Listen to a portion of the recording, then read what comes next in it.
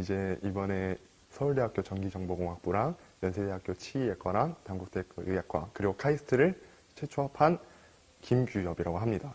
시대인재 시스템, 컨텐츠 이런 것들이 상당히 마음에 들었기 때문에 내가 재수를 하게 되더라도 시대인재 단과반을 수강해야겠다 혹은 시대인재 컨텐츠를 반드시 나는 풀어봐야겠다 이런 마음가짐을 갖고 있었습니다.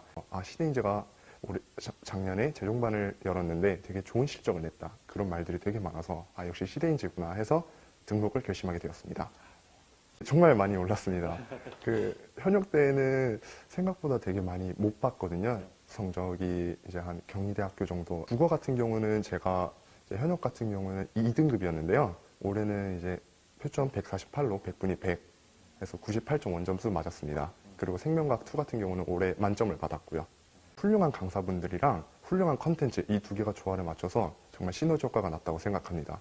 일단 강사분들 자체가 이제 대치동에서도 정말 인정받는 가장 훌륭한 선생님들로 구성되어 있기 때문에 굳이 단과반을 따로 주말에 다니지 않아도 재종반에서 모든 걸 해결할 수 있는 점이 정말 좋았고요. 콘텐츠 같은 경우에는 이제 서바이벌 콘텐츠 이런 것들이 가장 평가원에 근접하다고 생각합니다.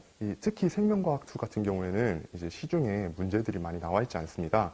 근데 이제 컨텐츠들 뭐 엣지든지 아니면은 서바이벌 모의고사들 이런 것들은 정말 출제진 분들 자체가 평가원의 관점을 정확하게 이해하고 그 관점에서 문제를 출제하셨기 때문에 어떤 문제가 나오더라도 평가원의 관점에서 문제를 관통할 수 있는 능력을 기를 수 있었습니다. 화학원의 경우도 마찬가지였고 그래서 이제 비교적 자료들이 부족한 과탐 같은 경우 정말 많은 도움을 받을 수 있었습니다. 이제 자습 공간이 상당히 쾌적했다. 되게 좋았어요.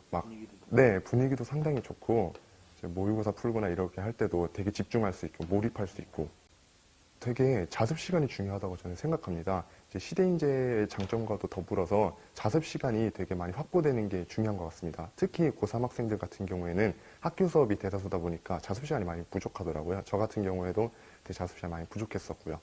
그래서 이제 혼자만의 스스로 공부하는 시간들을 많이 가져서 스스로 생각하는 시간, 스스로 문제를 이해하는 시간 이런 부분들이 되게 많이 필요한 것 같습니다. 저는 무조건 선택할 것 같습니다. 시대인재를 다니는 곳이 좋겠다라고 되게 만족했습니다.